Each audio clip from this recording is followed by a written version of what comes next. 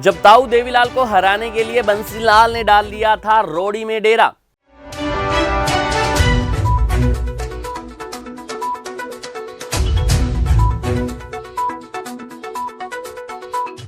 राजनीति से संन्यास लेने वाले देवीलाल ने ऐसे की थी सियासत में वापसी। 1972 में आदमपुर और तोशाम सीट से चुनाव हार गए थे देवीलाल। हार के बाद राजनीति से सन्यासी हो गए थे ताऊ। बादल और मंगल सेन ने करवाई राजनीति में वापसी। 1975 में रोड़ी में हुआ उपचुनाव में बंसीलाल और पूरी सरकार ने डाल दिया था रोड़ी में डेरा। 1975 में रोड़ी के उपचुनाव को जीतकर ही देवीलाल ने राजनीति में जबरदस्त वापसी की थी। 1972 में आदमपुर और तोशाम से भजनलाल और बंसीलाल से चुनाव हारने के बाद देवीलाल ने एक समय राजनीति से दूरी बना ली थी। हालांकि देवीलाल इससे पहले 1952 और 1959 में सिरसा, 1962 में फतेहाबाद से विधायक रहने के अलावा पंजाब प्रदेश कांग्रेस के अध्यक्ष और संयुक्त पंजाब के समय से प्रताप सिंह कैरो की सरकार के संसदीय सचिव रह चुके थे। दरअसल चौधरी देवीलाल 1968 से लेकर 1970 तक खादी बोर्ड के चेयरमैन थे। उस समय चौधरी बंसीलाल हरियाणा के मुख्यमंत्री थे। 1968 में कांग्रेस को 48 सीटों पर जीत मिली थी। गुलजारी लाल नंदा के अलावा बंसीलाल को मुख्यमंत्री बनवाने में देवीलाल का भी योगदान था।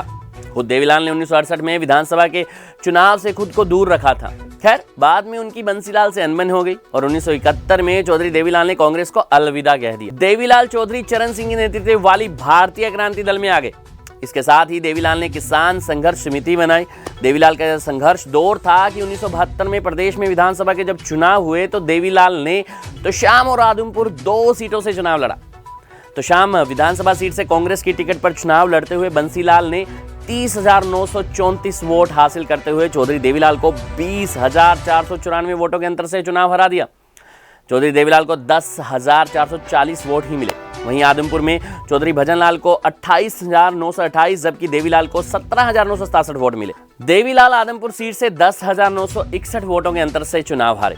खैर, इस हार के बाद कुछ समय के लिए देवीलाल राजनीति से दूर हो गए, राजनीति से तौबा कर ली। 2 जगह बड़ी हार के बाद देवीलाल को गहरा सदमा लगा था। 1973 में ताऊ देवीलाल ने किसान संघर्ष समिति के बैनर तले पूरे प्रदेश में अभियान चलाया। इसके बाद साल 1975 में प्रदेश के रोड़ी विधानसभा सीट पर उपचुनाव हुआ।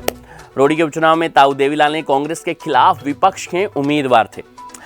भारतीय लोकदल का समर्थन उन्हें प्राप्त तो था और चौधरी बंसीलाल को मुख्यमंत्री बने हुए करीब 6.5 साल हो गए थे। सिरसा जिले की रोड़ी विधानसभा सीट पर 1974 में हुए रोड़ी उपचुनाव पर सबकी निगाहें लगी थी। बंसीलाल इस इम्तिहान में हर हाल में पास होना चाहते थे। बंसीलाल ने बड़ा दाव खेला। चुनाव में अपने रिश्तेदार इंद्राज बेनीवाल को देवीलाल के सामने मैदान में उतार दिया। रोड़ी के उपचुनाव में सरकार के मंत्रियों ने वहीं डेरा डाल लिया। पूरी सरकार रोड़ी में थी। देवीलाल को घेरने के लिए चौधरी बंसीलाल भी रोड़ी में डेरा डाल रहे थे। इस ऐतिहासिक उपचुनाव में देवीलाल ने बड़े अंतर से जीत दर्ज की और विधायक बने। इसके बाद देवीलाल ने पूरे प्रदेश में अभियान चलाया, किसानों के मुद्दे उठाए। उपचुनाव जीतने के कुछ दिन बाद ही चौधरी चरण सिंह ने भारतीय लोकदल की कमान देवीलाल को सौंप दी।